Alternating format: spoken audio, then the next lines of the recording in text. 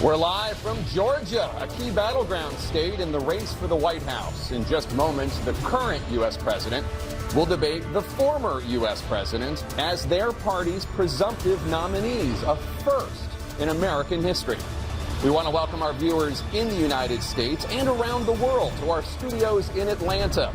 This is the CNN presidential debate. This debate is being produced by CNN and is coming to you live on CNN, CNN International, CNN.com, CNN Max, and CNN Espanol. This is a pivotal moment between President Joe Biden and former President Donald Trump in their rematch for the nation's highest office. Each will make his case to the American people with just over 4 months until Election Day. Good evening, I'm Dana Bash, anchor of CNN's Inside Politics and co-anchor of State of the Union. I'm Jake Tapper, anchor of CNN's The Lead and co-anchor of State of the Union.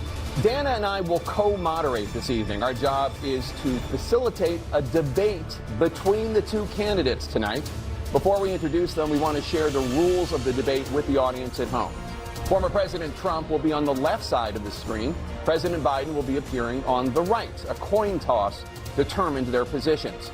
Each candidate will have 2 minutes to answer a question and 1 minute each for responses and rebuttals. An additional minute for follow-up, clarification, or response is at the moderator's discretion. When it's time for a candidate to speak, his microphone will be turned on and his opponent's microphone will be turned off. Should a candidate interrupt when his microphone is muted, he will be difficult to understand for viewers at home. At the end of the debate, each candidate will get 2 minutes for closing statements. There is no studio audience tonight. Pre-written notes, props, or contact with campaign staff are not permitted during the debate. By accepting our invitation to debate, both candidates and their campaigns agreed to accept these rules. Now, please welcome the 46th President of the United States, Joe Biden. Folks, how are you?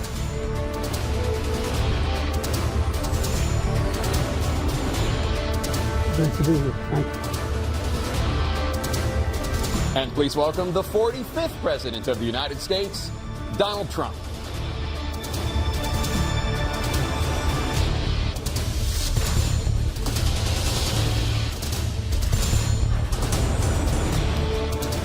Gentlemen, thanks so much for being here. Let's begin the debate, and let's start with the issue that voters consistently say is their top concern, the economy. President Biden, inflation has slowed, but prices remain high. Since you took office, the price of essentials has increased. For example, a basket of groceries that cost $100 then now costs more than $120. And typical home prices have jumped more than 30%. What do you say to voters who feel they are worse off under your presidency than they were under President Trump? We got to take a look at what I was left when I became president, what Mr. Trump left me. We had an economy that was in free fall. The pandemic was so badly handled. Many people were dying. All he said was, it's not that serious. Just inject a little bleach into your arm. You'll be all right. The economy collapsed. There were no jobs. Unemployment rate rose to 15%. It was terrible.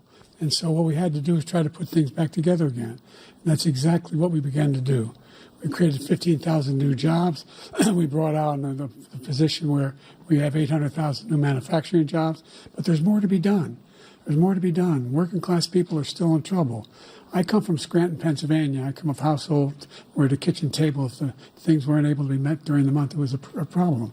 The price of eggs, the price of gas, the price of housing, the price of a whole range of things. That's why I'm working so hard to make sure I deal with those problems. And we're going to make sure that we reduce the price of housing. We're going to make sure we build 2 million new units. We're going to make sure we cap rents so corporate greed can't take over. The combination, what I was left with in corporate greed, is the reason why we're in this problem right now. In addition to that, we're in a situation where if you take a look at all that was done in his administration, he didn't do much at all. By the time he left, things were in chaos, literally chaos. And so we put things back together. We created, I said, those jobs. We make sure we had a situation where we brought down the price of prescription drugs, which is a major issue for many people, to $15 for an insulin shot as opposed to $400. No senior has to pay more than $200 for any drug, all the drugs they can include beginning next year. in a situation and we're going to make that available to everybody, to all Americans. So we're working to bring down the price around the kitchen table, and that's what we're going to get done. Thank you. President Trump? We have the greatest economy in the history of our country. We have never done so well. Everybody was amazed by it. Other countries were copying us. We got hit with COVID.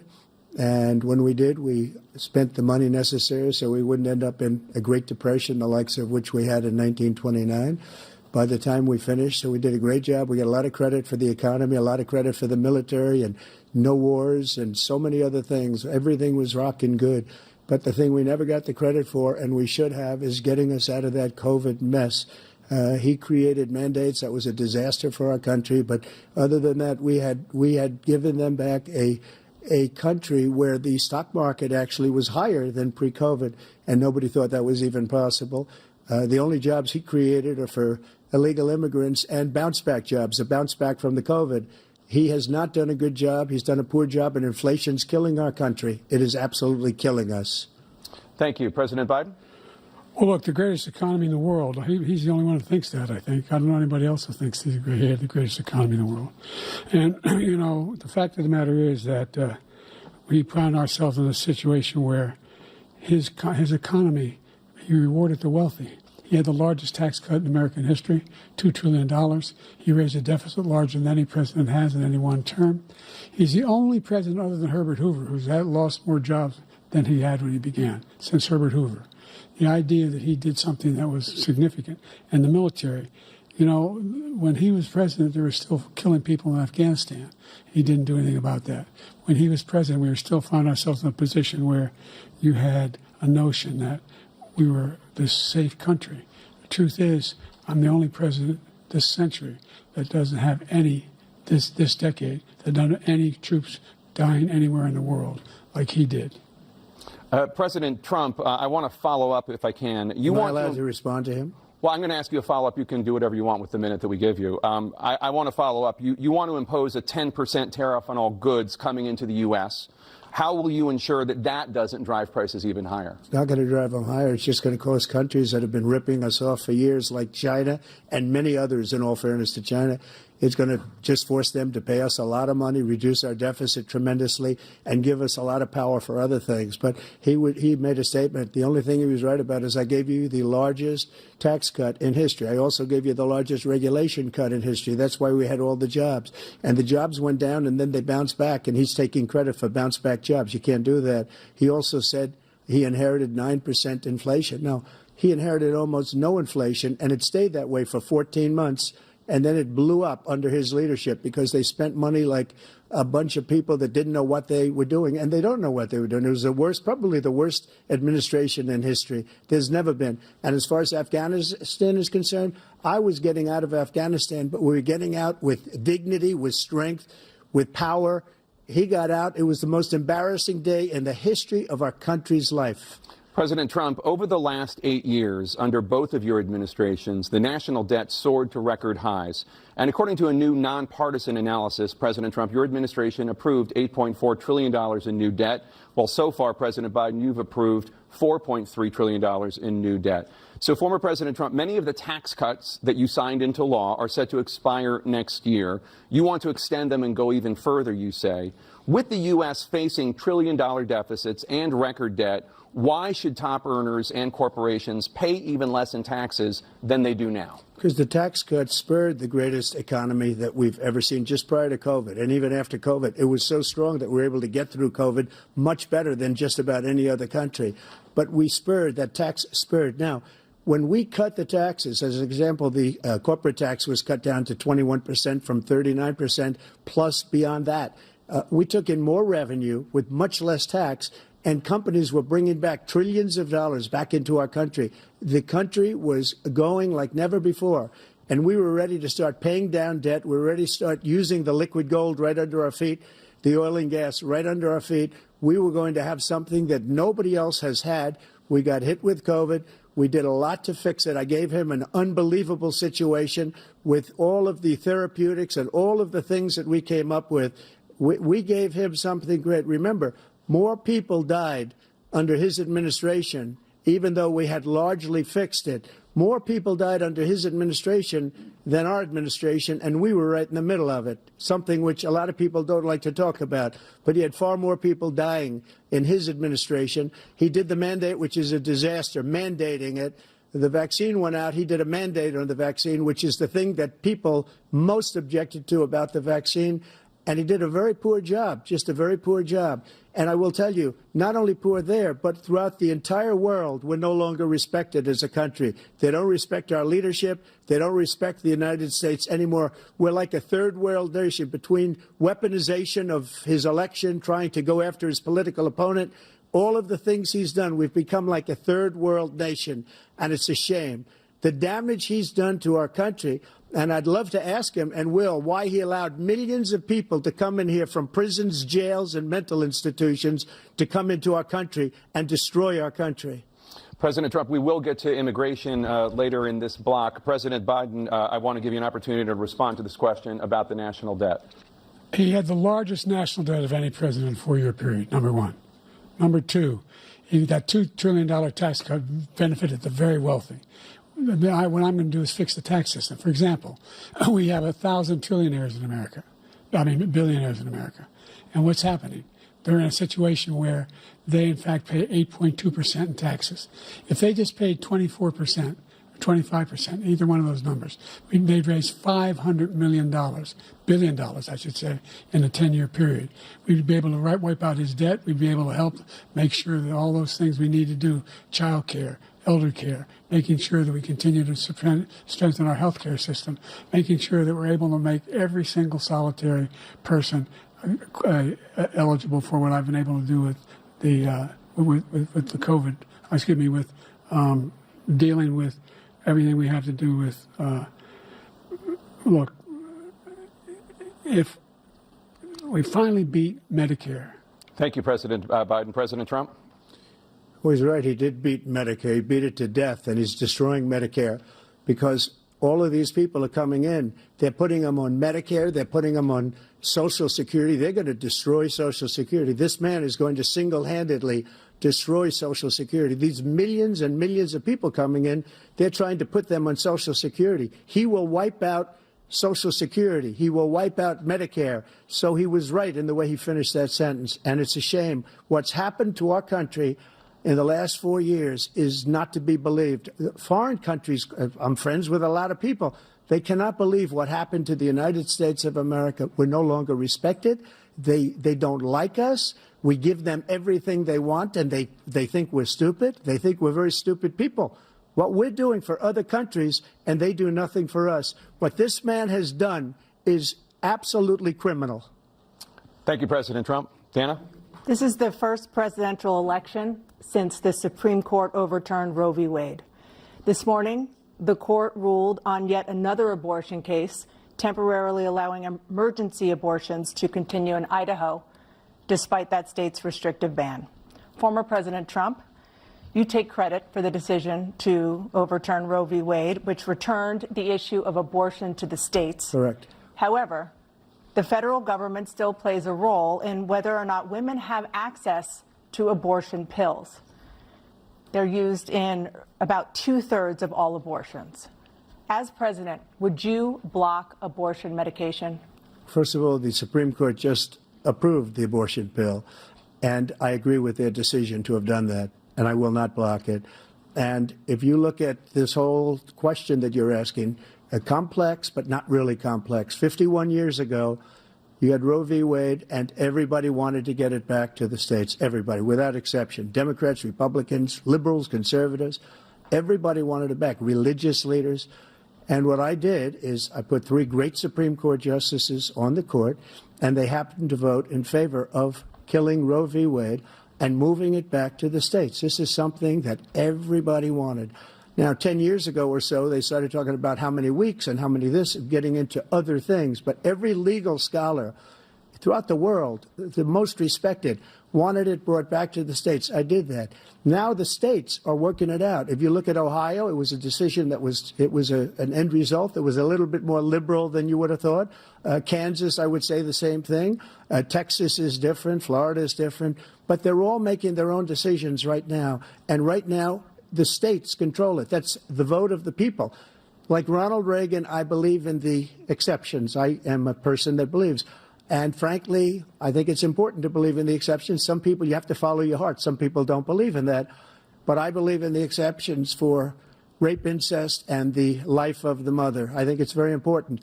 Some people don't. Follow your heart. But you have to get elected also. And because that has to do with other things. You got to get elected.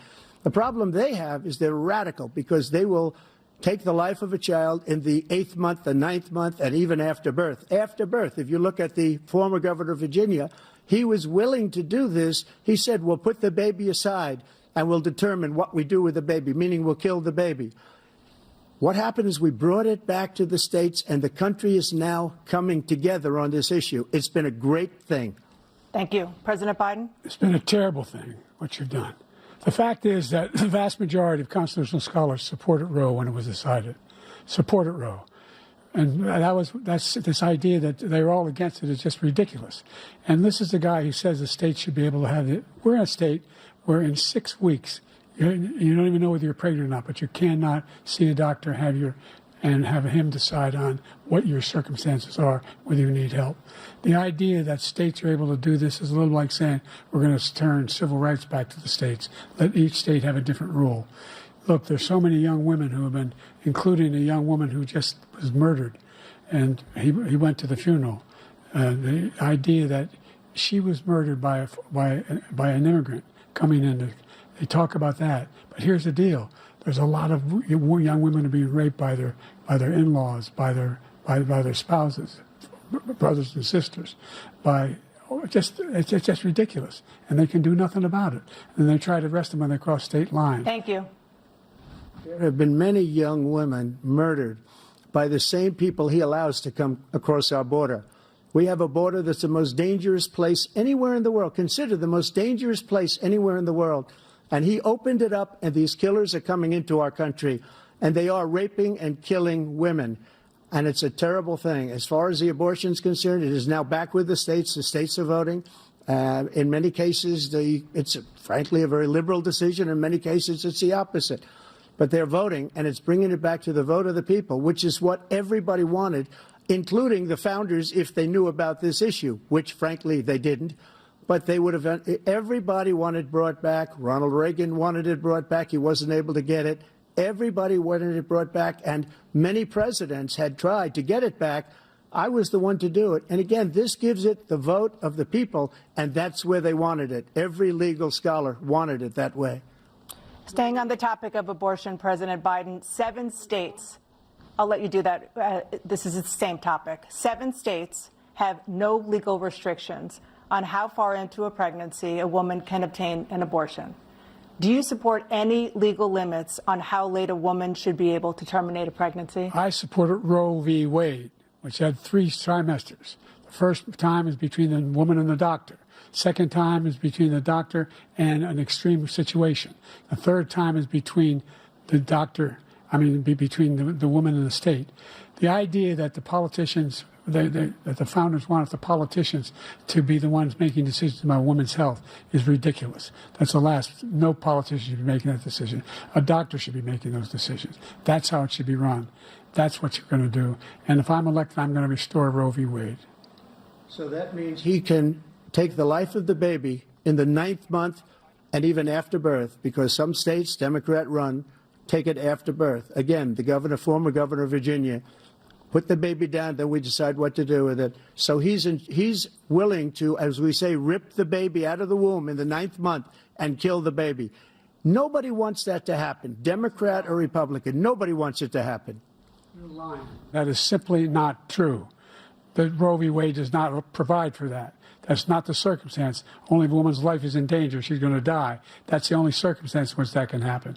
But we are not for late-term abortion, period. Period, period. Under Roe v. Wade, you have late-term abortion. You can do whatever you want, depending on the state. You can do whatever you want. We don't think that's a good thing. We think it's a radical thing. We think the Democrats are the radicals, not the Republicans. For 51 years, that was the law. 51 years, constitutional scholarship said it was the right way to go. 51 years, and it was taken away because this guy put very conservative members on the Supreme Court. He takes credit for taking it away.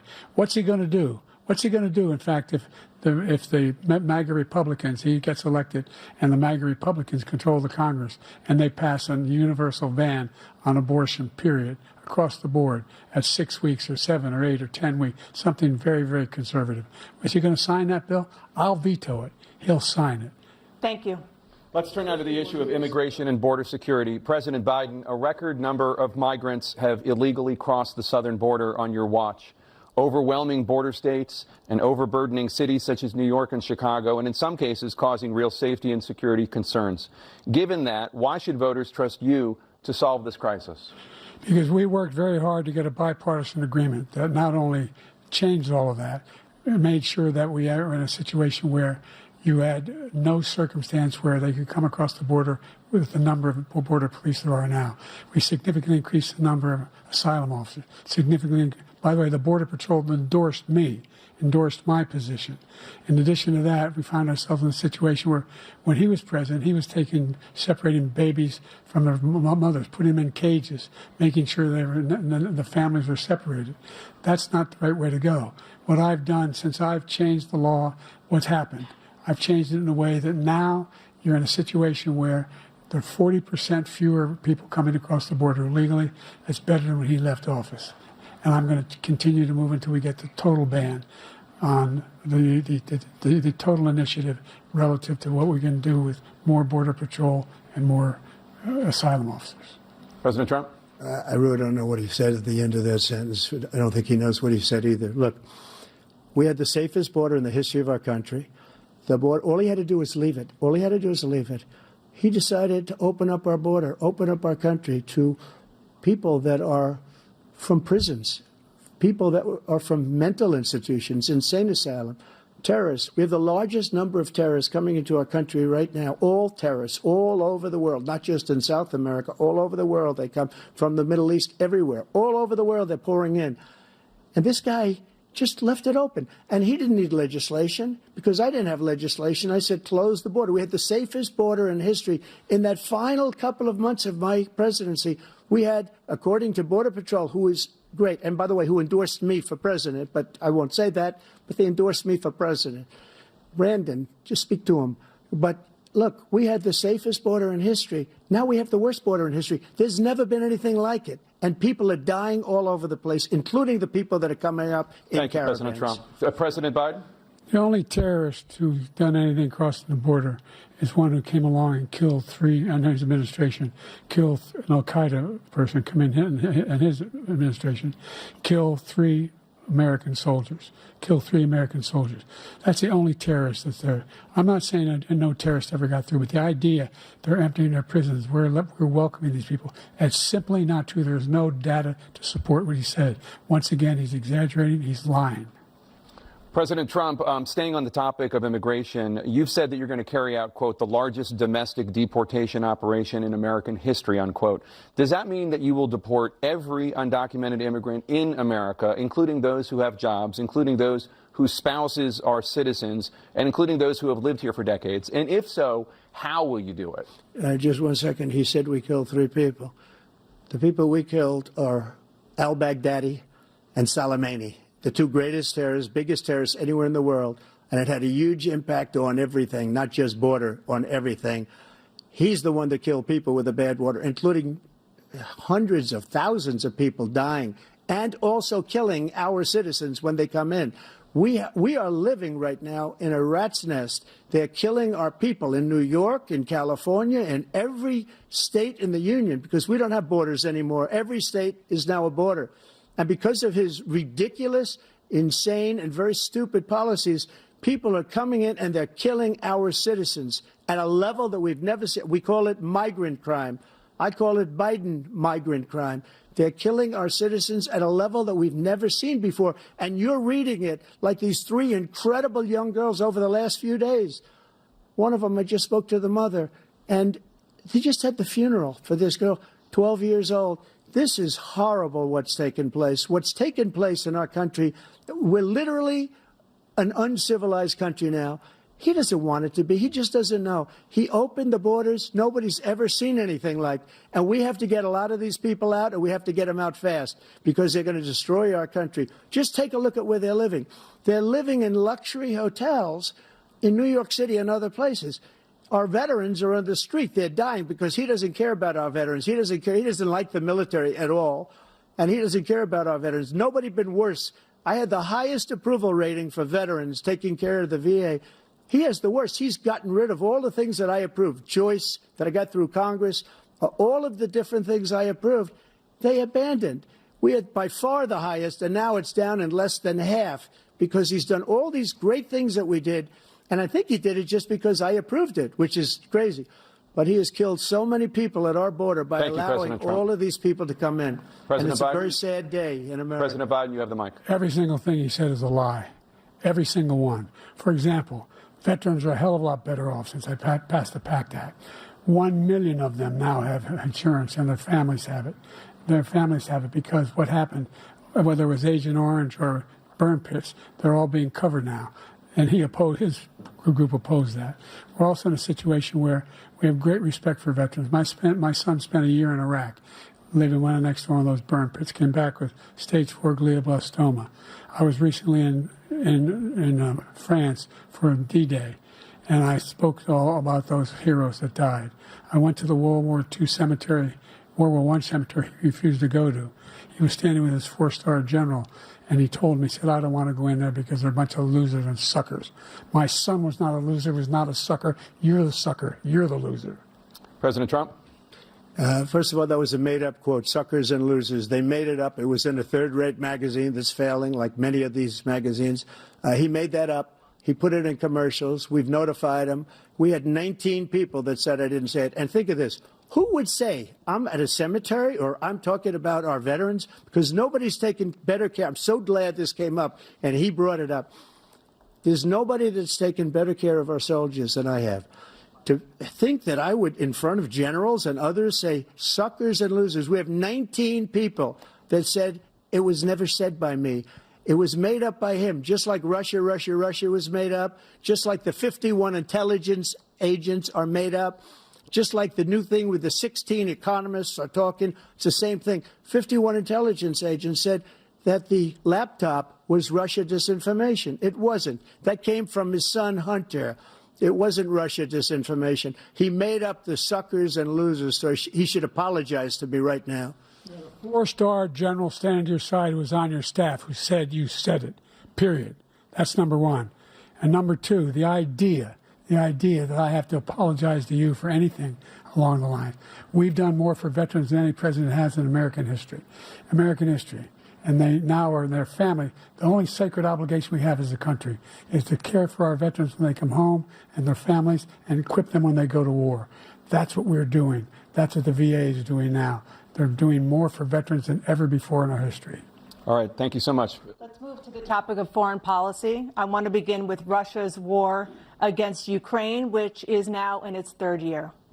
Former President Trump, Russian President Vladimir Putin says he'll only end this war if Russia keeps the Ukrainian territory it has already claimed and Ukraine abandons its bid to join NATO. Are Putin's terms acceptable to you? First of all, our veterans and our soldiers can't stand this guy.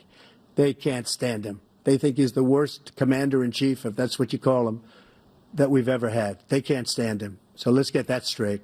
And they like me more than just about any of them. And that's based on every single bit of information.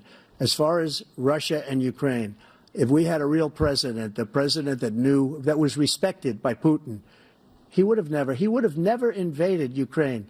A lot of people are dead right now, much more than people know. You know, they talk about numbers. You can double those numbers, maybe triple those numbers.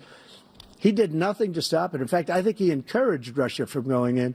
I'll tell you what happened. He was so bad with Afghanistan. It was such a horrible embarrassment, most embarrassing moment in the history of our country, that when Putin watched that and he saw the incompetence, that he should have fired those generals, like I fired the one that you mentioned, and so he's got no love lost. But he should have fired those generals. No general got fired for the most embarrassing moment in the history of our country, Afghanistan, where we left billions of dollars of equipment behind. We lost 13 beautiful soldiers, and 38 soldiers were obliterated. And by the way, we left people behind, too. We left American citizens behind. When Putin saw that, he said, you know what? I think we're going to go in and maybe take this was his dream. I talked to him about it, his dream. The difference is he never would have invaded Ukraine, never. Just like Israel would have never been invaded in a million years by Hamas. You know why? Because Iran was broke with me. I wouldn't let anybody do business with them. They ran out of money. They were broke. They had no money for Hamas. They had no money for anything, no money for terror. That's why you had no terror at all during my administration. This place, the whole world is blowing up under him.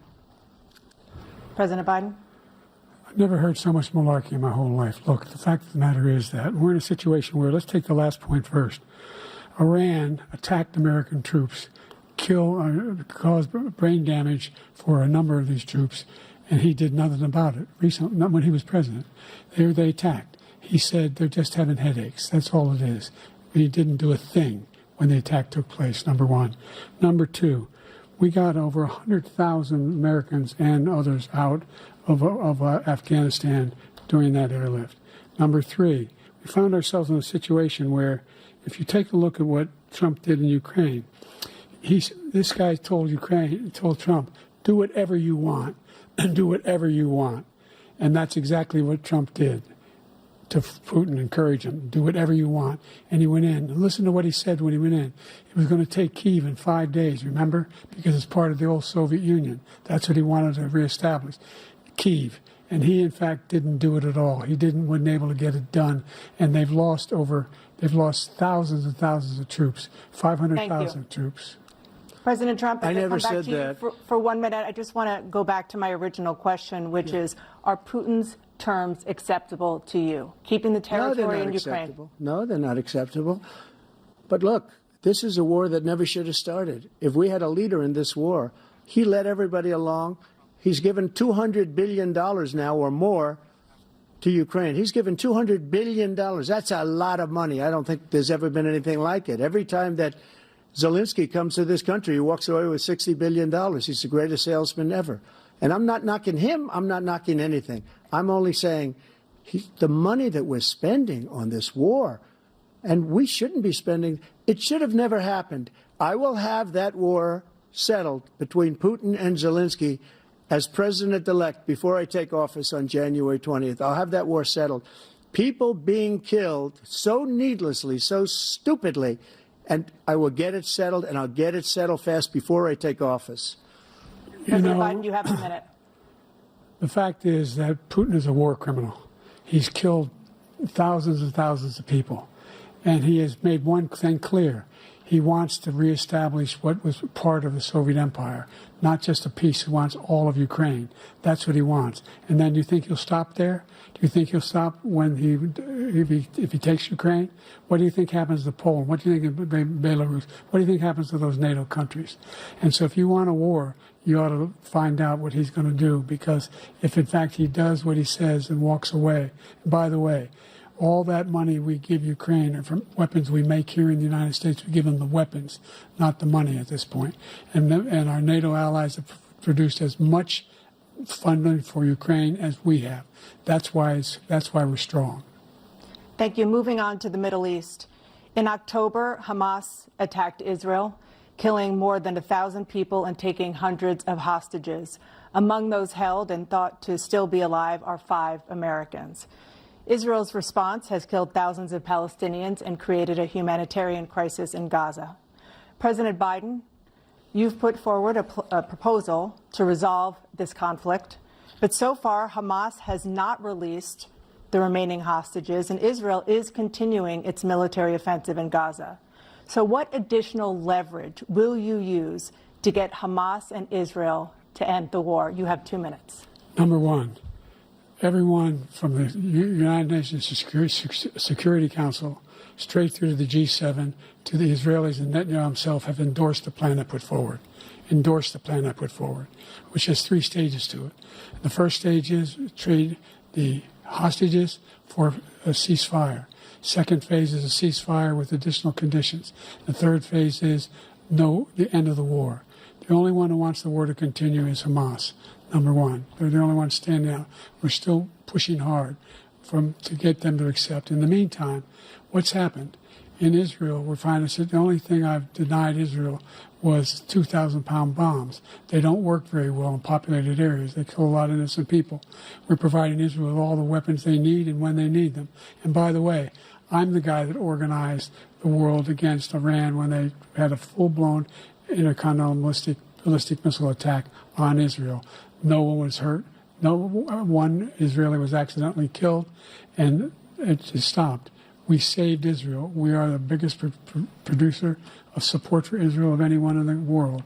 And so there are two different things. Hamas cannot be allowed to be continued. We continue to send our experts and our intelligence people as to how they can get Hamas like we did bin Laden. You don't have to do it.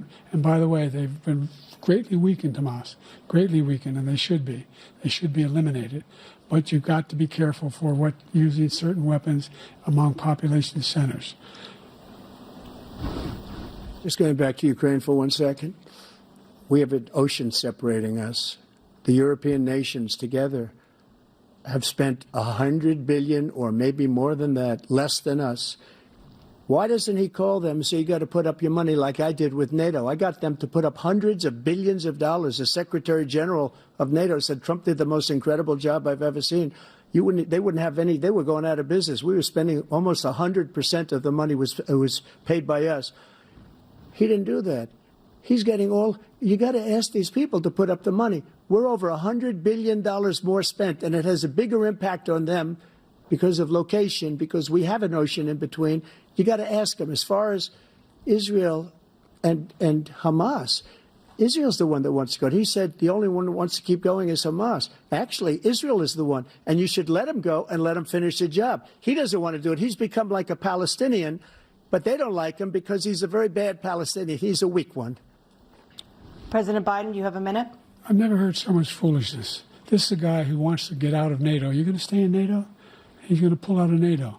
The idea that our strength lies in our alliances as well. It may be a big ocean, but we're ever able to avoid a war in Europe, a major war in Europe? What happens if, in fact, you have Putin continue to go into NATO? We have an Article 5 agreement. Attack on one is attack on all. You want to start the nuclear war he keeps talking about, go ahead. Let Putin go in and control Ukraine and then move on to Poland and other places. See what happens then.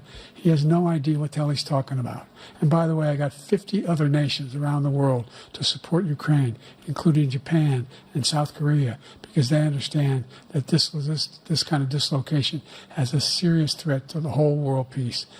No major war in Europe has ever been able to be contained just to Europe. President Trump, just to follow up, would you support the creation of an independent Palestinian state in order to achieve peace in the region? I'd have to see, but before we do that, the problem we have is that we spend all the money. So they kill us on trade. I made great trade deals with the European nations because if you add them up, they're about the same size economically. Their economy is about the same size as the United States. And they were no cars, they don't want anything that we have, but we're supposed to take their cars, their food, their everything, their agriculture. I changed that. But the big thing I changed is they don't want to pay. And the only reason that he can play games with NATO is because I got them to put up hundreds of billions of dollars. I said, and he's right about this, I said, no, I'm not going to support NATO if you don't pay. They asked me that question, would you guard us against Russia at a very secret meeting of the 28 states at that time, nations at that time. And they said, no, if you don't pay, I won't do that. And you know what happened? Billions and billions of dollars came flowing in the next day and the next months. But now we're in the same position. We're paying everybody's bills. Let's turn to the issue of democracy. Former President Trump, I want to ask you about January 6, 2021. After you rallied your supporters that day, some of them stormed the Capitol to stop the constitutionally mandated counting of electoral votes. As president, you swore an oath to, quote, preserve, protect, and defend, unquote, the Constitution.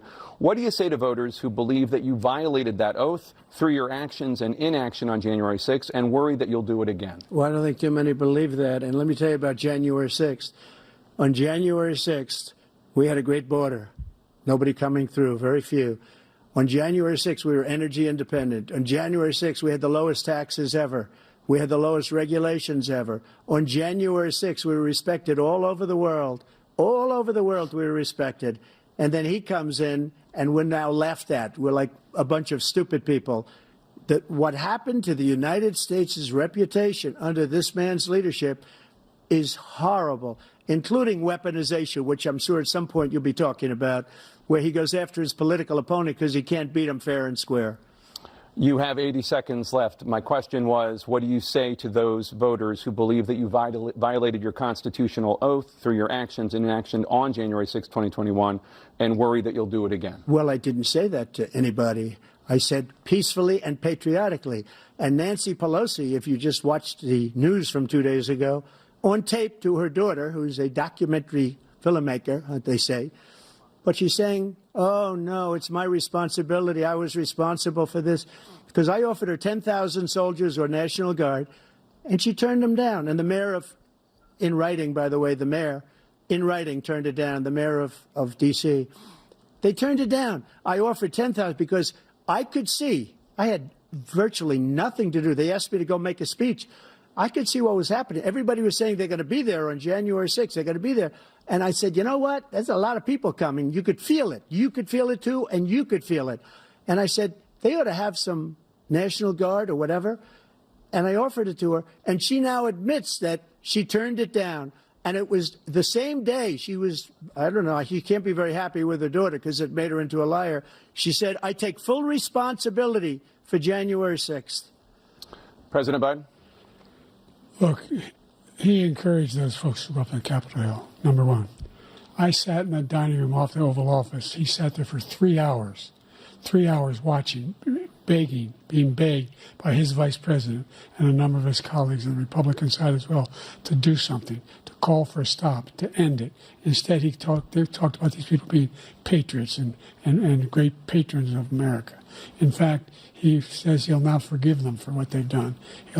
They've been convicted. He says he wants to commute their sentences and say that no. But he went to every single court in the nation. I don't know how many cases, scores of cases, including the Supreme Court.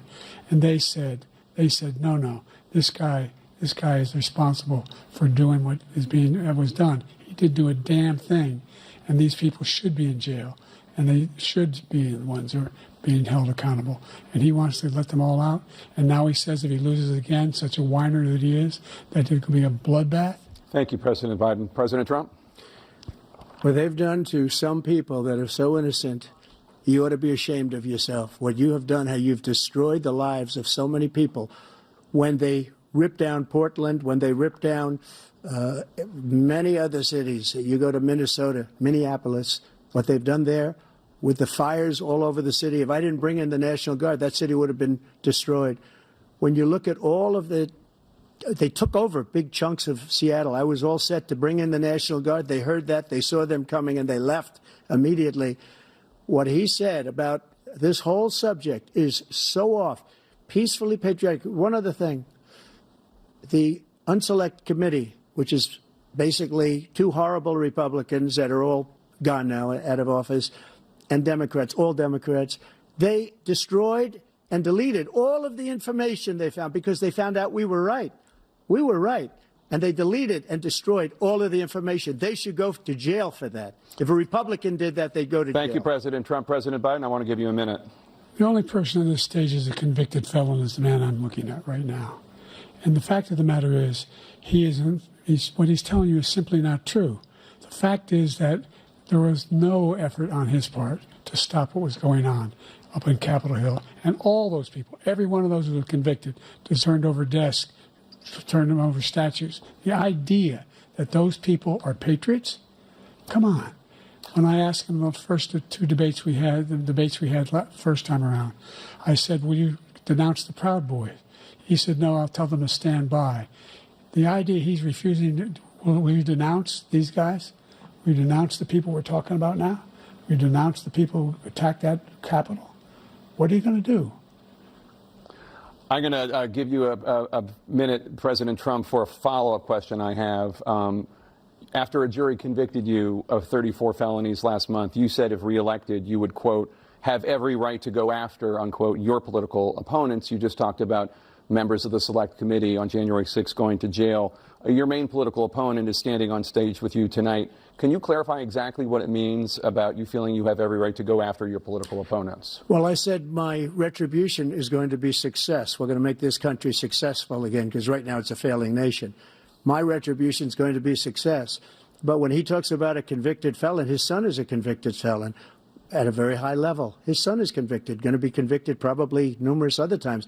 Should have been convicted before, but his Justice Department let the statute of limitations lapse on the most important things. But he could be a convicted felon as soon as he gets out of office. Joe could be a convicted felon with all of the things that he's done. He's done horrible things. All of the death caused at the border, telling the Ukrainian people that we're going to want $1 billion or you change the prosecutor. Otherwise, you're not getting $1 billion. If I ever said that, that's quid pro quo. That we're not going to do anything. We're not going to give you $1 billion unless you change your prosecutor having to do with the son.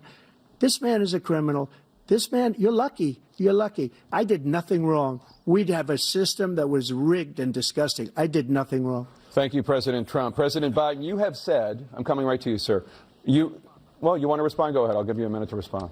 The idea that I did anything wrong relative to what you're talking about is outrageous. It's simply a lie, number one. Number two, the idea that you have a right to seek retribution against any American just because you're president is wrong. It's simply wrong. No president's ever spoken like that before. No president in our history has spoken like that before. Number three, the crimes that you are still charged with, and think of all the civil penalties you have. How many billions of dollars do you owe in civil penalties for molesting a woman in public, for doing a whole range of things, of having sex with a porn star on the night while your wife was pregnant? I mean, what are you talking about? You have the morals of an alley cat. Give you a minute, sir. I didn't have sex with a porn star, number one. Number two, that was a case that was started and moved. They moved a high-ranking official, a DOJ, into the Manhattan DA's office to start that case. That case is going to be appealed and won. We had a very terrible judge, a horrible judge, Democrat. The prosecutor were all high-ranking Democrats, appointed people, and both the civil and the criminal. He basically went after his political opponent because he thought it was going to damage me. But when the public found out about these cases, because they understand it better than he does, he has no idea what these cases are. But when they found out about these cases, you know what they did? My poll numbers went up, way up. You know that because you're reporting it. And we took in more money in the last 2 weeks than we've ever taken in the history of any campaign. I don't think any campaign has ever taken. Hundreds of millions of dollars came pouring in because the public knows it's a scam and it's a guy that's after his political opponent because he can't win fair and square. Thank you, President Trump. President Biden, you have said, quote, Donald Trump and his MAGA Republicans are determined to destroy American democracy. Do you believe that the tens of millions of Americans who are likely to vote for President Trump will be voting against American democracy? The more they know about what he's done, yes. The more they know about what he's done. And there's a lot more coming. He's got a lot of cases down the road coming around. He's got a whole range of issues he has to face. I don't know what the juries will do, but I do know he has a real problem. And so the fact that, could you ever think you hear any president say that I'm going to seek retribution? Do you ever hear any president say that I thought Hitler had some good ideas? What got me involved to run in the first place after my son had died, I decided in Iraq, because of Iraq, I said I wasn't going to run again until I saw what happened in Charlottesville, Virginia. People coming out of the woods carrying swastikas on torches, and singing the same anti-Semitic bile they sang when back in Germany. And the young woman got killed. I spoke to the mother, and they asked him, they said, what do you think of those people? The ones who got killed, the one who tried to stop it, and the ones, he said, I think they're fine people on both sides. What American president would ever say Nazis coming out of fields carrying torches, singing the same anti-Semitic bile, carrying swastikas were fine people? And this is a guy who says Hitler's done some good things. I'd like to know what they are. The good things Hitler's done, that's what he said. This guy has no sense of American democracy. President Trump. Jake, both of you know that, sir, has been totally wiped out. because when you see the sentence, it said 100% exoneration on this. So he just keeps it going. He says he ran because of Charlottesville. He didn't run because of Charlottesville. He ran because it was his last chance. He's not equipped to be president. You know it, and I know it. It's ridiculous. We have a debate. We're trying to justify his presidency. His presidency is, without question, the worst president, the worst presidency in the history of our country. We shouldn't be having a debate about it. There's nothing to debate. He made up the Charlottesville story, and you'll see it's debunked all over the place. Every anchor has, every reasonable anchor has debunked it. And just the other day it came out where it was fully debunked. It's a nonsense story. He knows that, and he didn't run because of Charlottesville. He used that as an excuse to run. President Biden? And debunked. It happened. All you have to do is listen to what was said at the time. And the idea that somehow that's the only reason I ran because I was worried a guy like this guy could get elected. If he thought they were good people coming out of that forest, carrying those woods, carrying those torches, then he didn't deserve to be president. Didn't deserve to be president at all. And the idea that he's talking about all this being fabricated, we saw with our own eyes. We saw what happened on January 6th. We saw the people breaking through the windows. We saw people occupying his own vice president. Look, there's a reason why 40 of his 44 top cabinet officers refused to endorse him this time. His vice president hasn't endorsed him this time. So why? Why? They know him well. They serve with him. Why are they not endorsing him? Thank you, President Biden. We're going to be right back with more from the CNN presidential debate.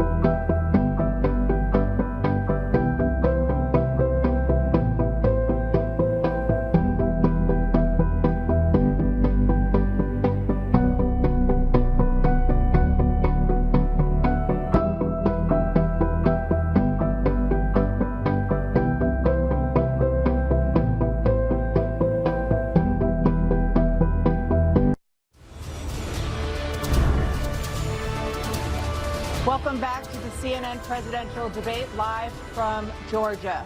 Let's talk about persistent challenges you both faced in your first terms and you'd certainly face again in a second term.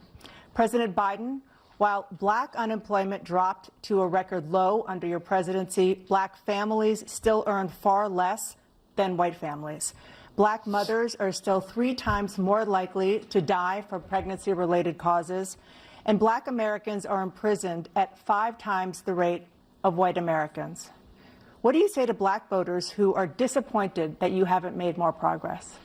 They acknowledge they made a lot of progress, number one.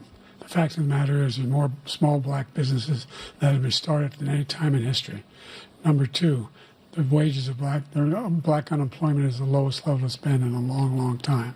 Number three, we're providing housing for black Americans and dealing with the segregation that exists among these corporations that collude to keep people out of their houses. And in addition to that, we find that the impact on the choice that black families have to make relative to child care is incredibly difficult. When we did the first major piece of legislation in the past, I was able to reduce black child care costs. I cut them in half. We got to make sure we provide for child care costs. We got to make sure, because when you provide those child care protections, you increase economic growth because more people can be in the job market. So there's more to be done, considerably more to be done. But we've done a great deal so far, and I'm not letting up, and they know it. You have 49 seconds left.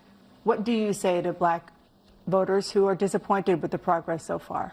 I say I don't blame them for being disappointed. Inflation is still hurting them badly.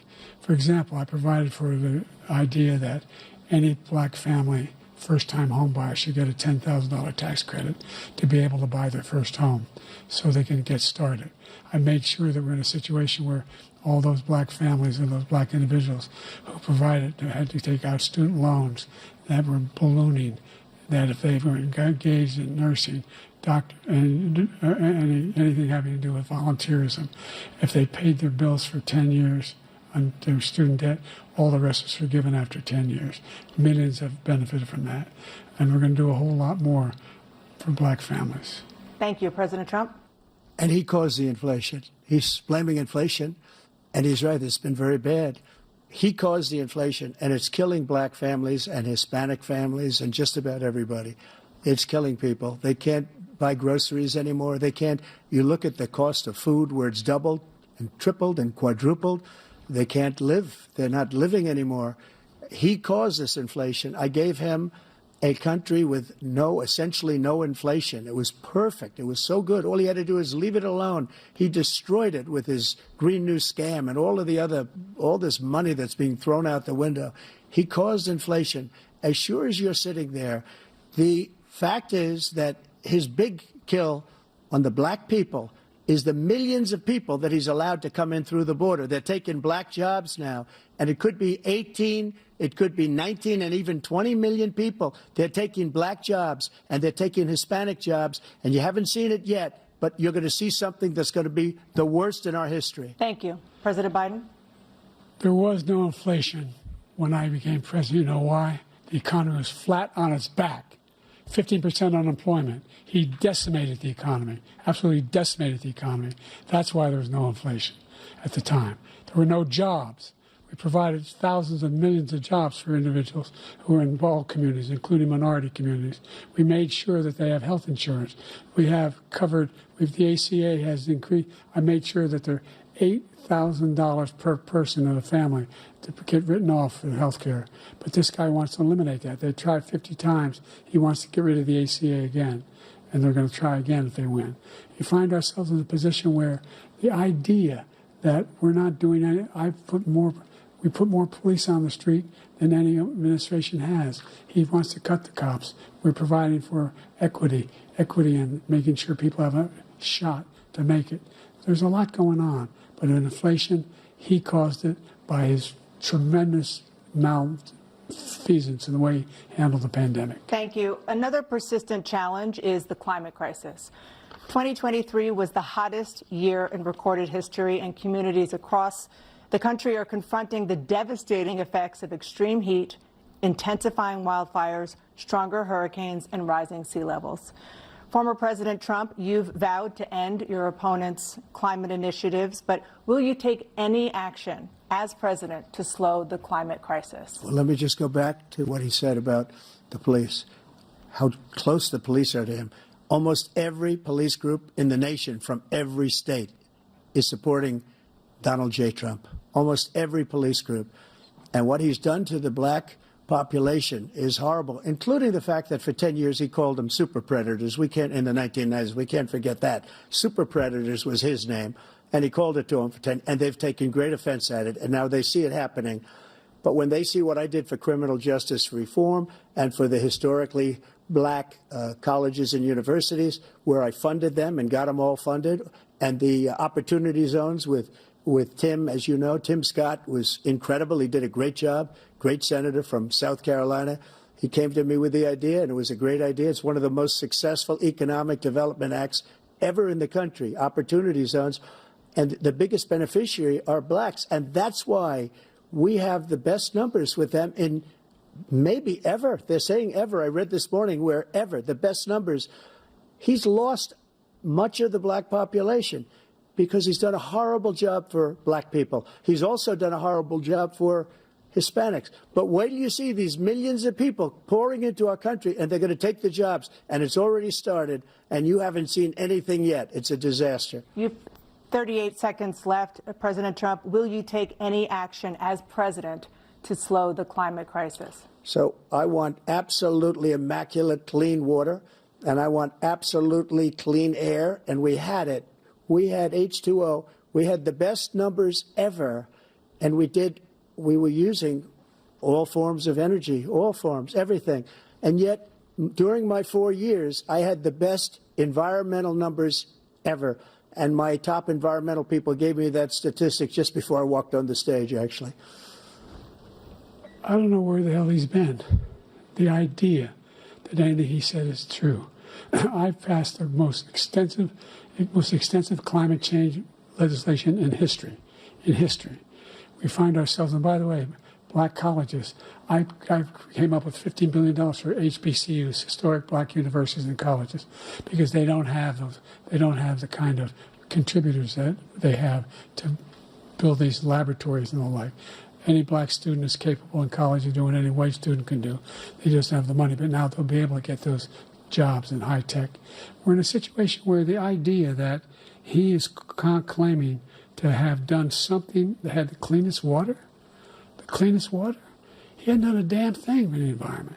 He pulled out of the Paris Climate Accord.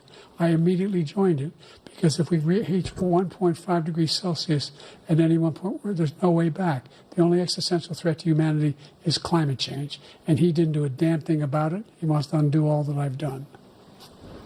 The Paris Accord was going to cost us $1 trillion, and China nothing, and Russia nothing, and India nothing. It was a ripoff of the United States. And I ended it because I didn't want to waste that money because they treat us horribly. We were the only ones. It was costing us money. Nobody else was paying into it. And it was a disaster. But everything that he said just now, I'll give you an example. I heard him say before insulin. I'm the one that got the insulin down for the seniors. I took care of the seniors. What he's doing is destroying all of our medical programs because the migrants coming in, they want everybody. And look, I have the biggest heart on the stage. I guarantee you that. And I want to take care of people. But we're destroying our country. They're taking over our schools, our hospitals, and they're going to be taking over Social Security. He is destroying Social Security, Medicare, and Medicaid. The idea is that we, in fact, we were the only ones of consequence who were not members of the Paris Accord. How can we do anything if we're not able to? The United States can't get its pollution under control. One of the largest polluters in the world, number one. We're making significant progress. By 2035, we will have cut pollution in half. We have made significant progress, and we're continuing to make progress. We set up a climate corps for thousands of young people who will learn how to deal with climate, just like the Peace Corps. And we're going to we're moving in directions that are going to significantly change the elements of cause of pollution. But the idea that he claims that he has the biggest heart up here and he's really concerned about pollution and about climate, I've not seen any indication of that. And by the way, with regard to prescription drugs, one company agreed that they would reduce the price to $35, which I was calling for, one, voluntarily. I made sure every company in the world, every pharmaceutical company, cannot have to pay. Thank you. And by the way, So every day, millions of Americans struggle just to make ends meet. For many older Americans, Social Security provides a critical lifeline. President Biden, if nothing is done to Social Security, seniors will see their benefits cut in just over 10 years. Will you name tonight one specific step that you're willing to take to keep Social Security solvent? yes, make the very wealthy begin to pay their fair share. Right now, everybody making under $170,000 pays 6% of their income, of their paycheck, every single time they get a paycheck from the time of the first one they get when they're 18 years old. The idea that they're going to, I've been proposing that everybody, they pay, the millionaires pay 1%. 1%. So no one I would not raise the cost of Social Security for anybody under $400,000. After that, I began to make the wealthy begin to pay their fair share by increasing from 1% beyond to be able to guarantee the program for life. So you still have 82 seconds left. Are there any other measures that you think that would be able to help keep Social Security solvent, or is that one enough? Well, no, that one enough will keep it solvent. But the biggest thing will do if we defeat this man, because he wants to get rid of Social Security. He thinks there's plenty to cut in Social Security. He's wanting to cut Social Security and Medicare, both times. And and if you look at the program put forward by the House Republican caucus that he, I believe, supports, is in fact want to cut it as well. The idea that we don't need to protect our seniors is ridiculous. And by the way, the American public has greater health care coverage today than ever before. And on the ACA, as I said, you're in a circumstance where 400,000 people, 40 million people would not have insurance because they have a pre-existing condition. Only thing that allows them to have that insurance is the fact that they, in fact, are part of the ACA. And by the way, the other thing is, we're in a situation where I talk about education for black communities. I've raised the amount of money for Pell Grants by another $8,000. So anybody making under $70,000 a year is going to be able to get $15,000 toward their tuition. He just doesn't know what he's talking about. Thank you, President Biden. President Trump. So I've dealt with politicians all my life. I've been on this side of the equation for the last 8 years. I've never seen anybody lie like this guy. He lies. I've never seen it. He can look you in the face. About so many other things, too. And we mentioned the laptop. We mentioned Russia, Ukraine. Everything he does is a lie. It's misinformation and disinformation. The losers and suckers story that he made up is a total lie on the military. It's a disgrace. But Social Security, he's destroying it because millions of people are pouring into our country, and they're putting them onto Social Security. They're putting them onto Medicare, Medicaid. They're putting them in our hospitals. They're taking the place of our citizens. What they're doing to the VA, to our veterans, is unbelievable. Our veterans are living in the street, and these people are living in luxury hotels. He doesn't know what he's doing, and it's really coming back. I've never seen such anger in our country before. President Biden. The idea that veterans are not being taken care of, I told you before. And by the way, when I said suckers and losers, he acknowledged after that he fired that general. That general got fired because he's the one that acknowledged that that's what he said. He was the one standing with Trump when he said it, number one. Number two, the idea that we're going to be in a situation where all these millions and millions, the way he talks about it, illegal aliens are coming into the country and taking away our jobs.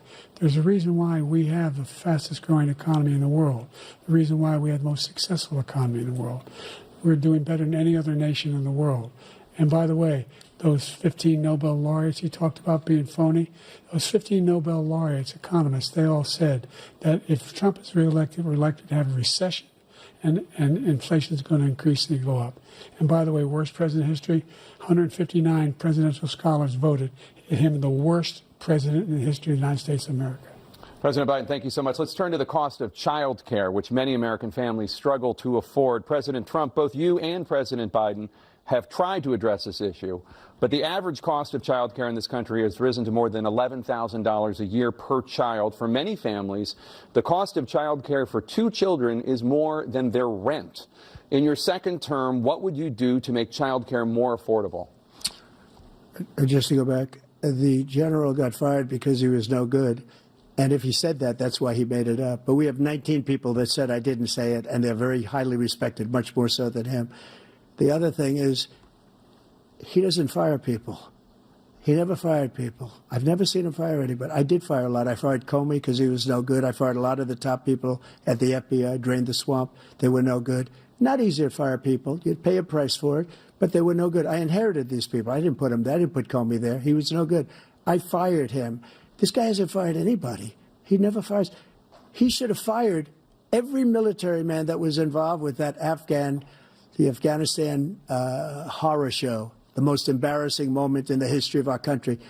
He didn't fire. Did you fire anybody? Did you fire anybody that's on the border that's allowed us to have the worst border in the history of the world? Did anybody get fired for allowing 18 million people, many from prisons, many from mental institutions? Did you fire anybody that allowed our country to be destroyed? Joe, our country is being destroyed as you and I sit up here and waste a lot of time on this debate. This shouldn't be a debate. He is the worst president. He just said about me because I said it. But look, he's the worst president in the history of our country. He's destroyed our country. Now all of a sudden he's trying to get a little tough on the border. He came out with a nothing deal, and it reduced it a little bit, like this much. It's insignificant. He wants open borders. He wants our country to either be destroyed or he wants to pick up those people as voters. And I don't think we just can't let it happen. If he wins this election, our country doesn't have a chance, not even a chance, of coming out of this rut. We probably won't have a country left anymore. That's how bad it is. He is the worst in history by far. Thank you, President Trump. President Biden? We're the most admired country in the world. We're the United States of America. There's nothing beyond our capacity. We have the finest military in the history of the world, the finest in the history of the world. No one thinks we're weak. No one wants to screw around with us. Nobody, number one. Number two, the idea that we're talking about worst presidents. I wasn't joking. Look it up or go online. 159 or 58, don't hold me the exact number, presidential historians, they've had meetings and they voted who's the worst president in American history. One through best to worst. They said he was the worst in all of American history. That's a fact. That's not conjecture. He can argue they're wrong, but that's what they voted. The idea that he is doing anything to deal with child care, he did virtually nothing to child care. We should significantly increase the child care tax credit. We should significantly increase the availability of women and men or single parents to be able to go back to work. And we should encourage businesses to have. Thank you, President Biden. Facilities. President Trump, the question was about what would you do to make child care more affordable, if you want to take your minute. Just so you understand, we have polling, we have other things that they rate him the worst because what he's done is so bad. And they rate me, I'll show you, I will show you, and they rate me one of the best, okay? And if I'm given another 4 years, I will be the best. I think I'll be the best. Nobody's ever created an economy like us. Nobody ever cut taxes like us. He's the only one I know. He wants to raise your taxes by 4 times. He wants to raise everybody's taxes by 4 times. He wants the Trump tax cuts to expire. So everybody, including the two of you, are going to pay 4 to 5 times. Nobody ever heard of this before. All my life, I'd grow up and I'd see politicians talking about cutting taxes. When we cut taxes, as I said, we did more business. Apple and all these companies, they were bringing money back into our country. The worst president in history by far, and everybody knows it. President Biden? Look, the fact of the matter is that he's dead wrong about, he's increased the tariff, he will increase the taxes on middle-class people. I said I'd never raise a tax upon anybody making less than $400,000. I didn't. But this tariff is 10% tariffs. Everything coming in the country, you know what the economists say? That's going to cost the average American $2,500 a year more because they're going to have to pay the difference in food and all the things that are very important. Number two, he's in a situation where he talks about how he has not raised. He somehow helped the middle class. Middle class have been devastated by you. Now you want a new tax cut of $5 trillion over the next 10 years, which is going to fundamentally bankrupt the country. You had the largest deficit of any president in American history, number one. Number two, you have not, in fact, made any contact, any progress with China.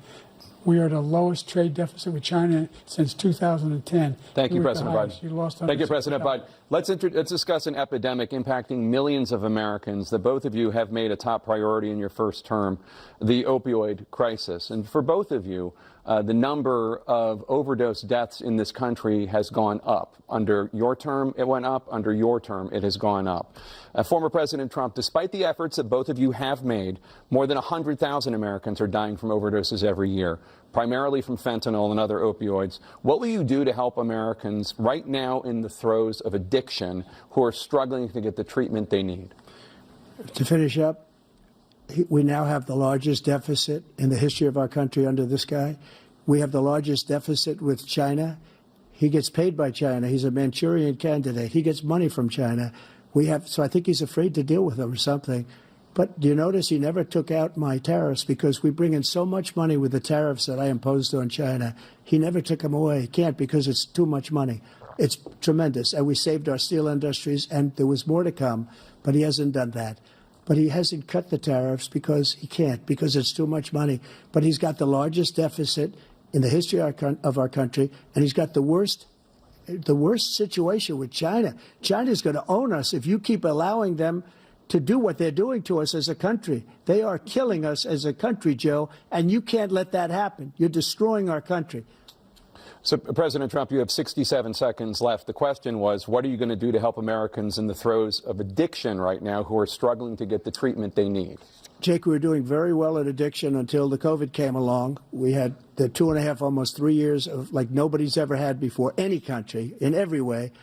And then we had to get tough. And it was the drugs pouring across the border it started to increase. We got great equipment. We bought the certain dog that's the most incredible thing that you've ever seen, the way they can spot it. We did a lot, and we were getting very low numbers, very, very low numbers. Then he came along. The numbers, have you seen the numbers now? It's not only the 18 million people that I believe is even low because the gotaways, they don't even talk about gotaways. But the numbers of the amount of drugs and human trafficking in women coming across our border, the worst thing I've ever seen, at numbers that nobody's ever seen under him because the border's so bad. But the number of drugs coming across our border now is the largest we've ever had by far. President Trump, thank you. President Biden? Fentanyl and the byproducts of fentanyl went down for a while. And I wanted to make sure we use the machinery that can detect fentanyl, these big machines that roll over everything that comes across the border.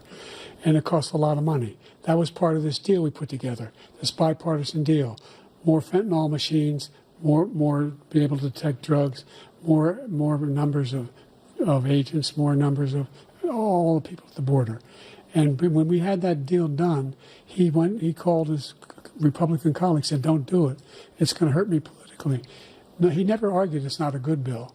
It's a really good bill. We need those machines. We need those machines. And we're coming down very hard in every country in Asia in terms of precursors for fentanyl. And Mexico is working with us to make sure they don't have the technology to be able to put it together. That's what we have to do. We need those machines. Thank you, President Biden. President Trump, and again, the question is about Americans in the throes of addiction right now struggling to get the treatment they need. Well, this does pertain to it. He ended Remain in Mexico. He ended catch and release. I made it catch and release in Mexico, not catch and release here. We had so many things that we had done, hard negotiations with Mexico, and I got it all for nothing. It's just like when you have a hostage. We always pay $6 billion for a hostage. Every time we say it's a hostage. Now we have a hostage, a Wall Street Journal reporter, I think a good guy, and he's over there because Putin is laughing at this guy, probably asking for billions of dollars for the reporter. I will have him out very quickly as soon as I take office. Before I take office, I said by literally as soon as I win the election, I will have that reporter out. He should have had him out a long time ago, but Putin's probably asking for billions and billions of dollars because this guy pays it every time. We had 2 cases where we paid $6 billion for 5 people. I got 58 people out, and I paid essentially nothing. Thank you, President Trump. Dana? Let's turn to concerns that voters have about each of you. President Biden, you would be 86 at the end of your second term. How do you address concerns about your capability to handle the toughest job in the world well into your 80s? Well, first of all, I spent half my career being criticized being the youngest person in politics. I was the second youngest person ever elected to the United States Senate, and now I'm the oldest. This guy's 3 years younger and a lot less competent. I think that just look at the record. Look at what I've done. Look how I've turned around the horrible situation he left me. As I said, 15 million new jobs, 800,000 manufacturing jobs, more investment in America, over billions of dollars in private investment in enterprises that we are growing. By the way, we brought an awful lot of people. The whole idea of computer chips, we used to have 40% of the market. We invented those chips, and we lost it because he was sending people to find the cheapest jobs overseas and to bring home a product. So I went to South Korea. I convinced Samsung to invest billions of dollars here in the United States. And guess what? Those fabs, they call that to build these chips, those fabs pay over $100,000. You don't need a college degree for them. And there's billions, about $40 billion already being invested and being built right now in the United States, creating significant jobs for Americans from all over the world. President Biden, you have 40 seconds left. Would you like to add anything? Yeah, I would. The idea that somehow we are this failing country. I never heard a president talk like this before. We're the envy of the world. Name me a single major country president who wouldn't trade places with the United States of America for all our problems and all our opportunities. We're the most progressive country in the world in getting things done. We're the strongest country in the world.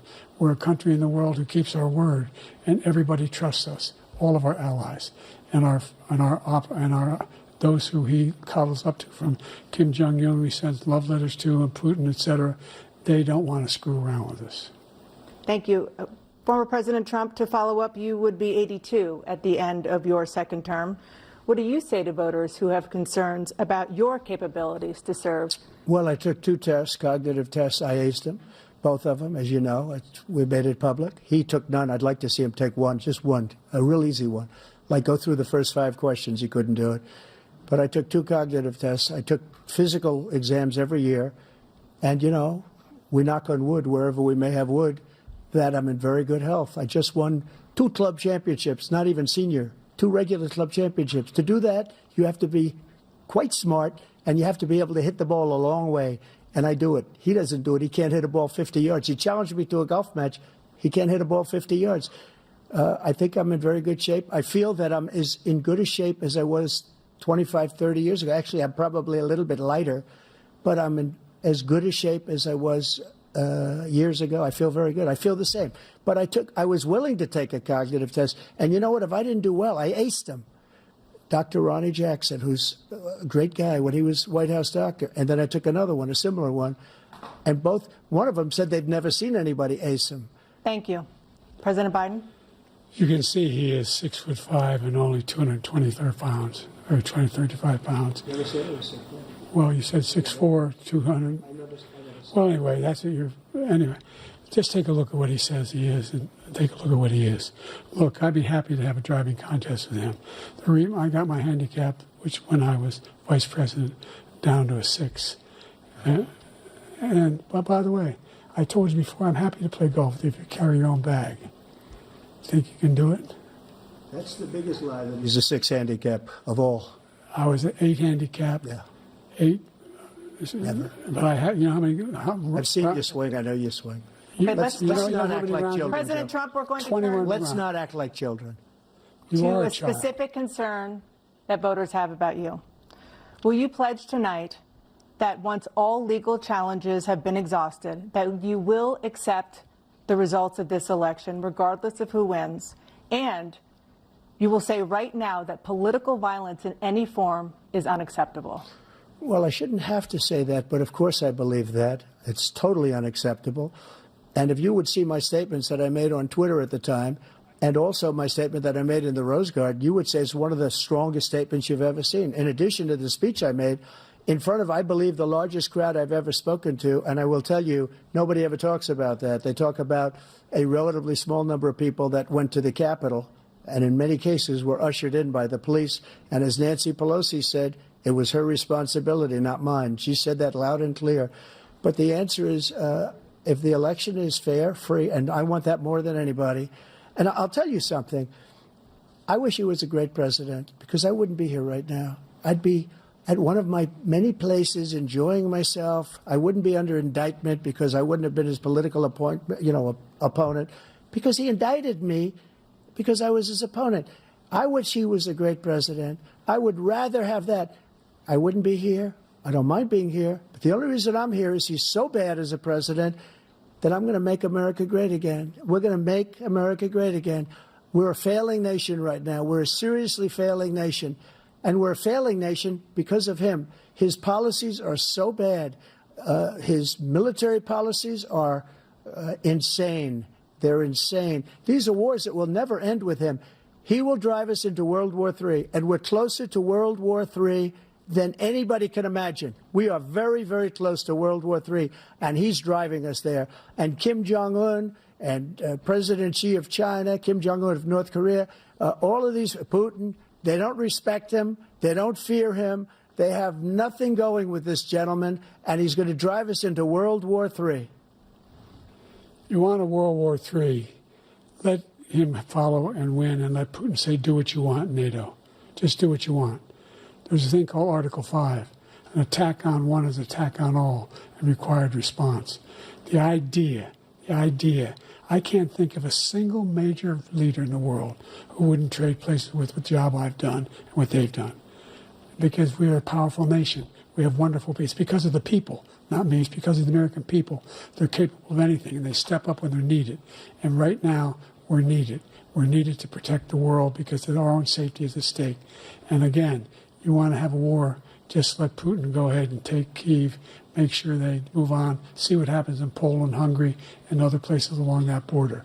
Then you have a war. President Trump, as I come back to you for a follow-up, the question was, will you accept the results of this election, regardless of who wins? Just to finish what he said, if I might, Russia, they took a lot of land from Bush. They took a lot of land from Obama and Biden. They took no land, nothing from Trump, nothing. He knew not to do it. He's not going to play games with me. He knew that. I got along with him very well, but he knew not to play games. He took nothing from me. But now he's going to take the whole thing from this man right here. That's a war that should have never started. It would have never started ever with me. And he's going to take Ukraine. And, you know, you asked me a question before, would you do this with? He's got us in such a bad position right now with Ukraine and Russia, because Ukraine's not winning that war. He said, I will never settle until such time. They're running out of people. They're running out of soldiers. They've lost so many people. It's so sad. They've lost so many people, and they've lost those gorgeous cities with the golden domes that are 1,000 years old, all because of him and stupid decisions. Russia would have never attacked if I were president. President Trump, the question was, will you accept the results of the election, regardless of who wins? Yes or no, please. If it's a fair and legal and good election, absolutely. I would have much rather accepted these, but the fraud and everything else was ridiculous. And if you want, we'll have a news conference on it in a week, or we'll have another one of these in a week. But I will absolutely, there's nothing I'd rather do. It would be much easier for me to do that than I'm running again. I wasn't really going to run until I saw the horrible job he did. He's destroying our country. I would be very happy to be someplace else, in a nice location someplace. And again, no indictments, no political opponent stuff, because it's the only way he thinks he can win. But unfortunately, it's driven up my numbers and driven them up to a very high level because the people understand it. Well, let's see what your numbers are when this election is over. Let's see. You're a whiner. When you lost the first time, You continued, you appealed and appealed to courts all across the country. Not one single court in America said any of your claims had any merit, state or local, none. But you continue to provoke this lie about somehow there was all this misrepresentation, all this stealing. There is no evidence of that at all. And I tell you what, I doubt whether you'll accept it because you're such a whiner. The idea if you lose again, you accepting anything, you can't stand the loss. Something snapped in you when you lost the last time. We'll be right back with more from the CNN presidential debate, live from Georgia.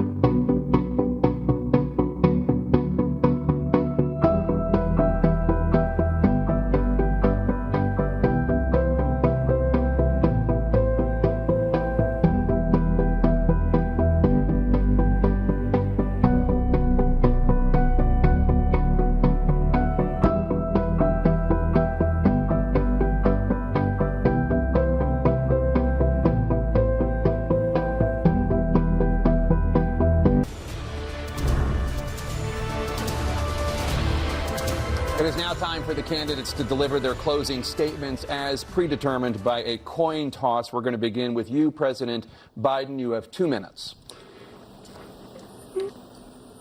We've made significant progress from the debacle that was left by President Trump in his last term. We find ourselves in a situation where, number one, we have to make sure that we have a fair tax system. I ask anyone out there in the audience or anyone out watching this debate, do you think the tax system is fair? The fact is that I said Nobody even making under $400,000 had a single penny increase in their taxes, and will not. And if I'm reelected, that'll be the case again. But this guy has increased your taxes because of the deficit, number one. He's increased inflation because of the debacle he left after the way he handled the pandemic. And he finds himself in a position where he now wants to tax you more by putting a 10% tariff on everything that comes into the United States of America. What I did, when, for example, he wants to get rid of the ability of Medicare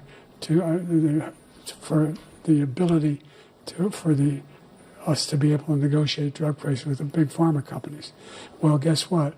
We got it down to $35 for insulin instead of $400. No more than $2,000 for every senior, no matter how much prescription they need. You know what that did? That reduced the federal debt by $160 billion over 10 years because the government doesn't have to pay the exorbitant prices. I'm going to make that available to every senior all along, it's happening now, and everybody in America. He wants to get rid of that. I'm going to make sure that we have child care. We're going to significantly increase the credit people have for child care. I'm going to make sure we do something about what we're doing on lead pipes and all the things that are causing health problems for people across the country. We're going to continue to fight to bring down inflation and give people a break. Thank you, President Biden. President Trump, you now have 2 minutes for your closing statement. Like so many politicians, this man is just a complainer. He said, we want to do this, we want to do that, we want to get rid of this tax, that tax. But he doesn't do anything. All he does is make our country unsafe by allowing millions and millions of people to pour in. Our military doesn't respect him. We look like fools in Afghanistan.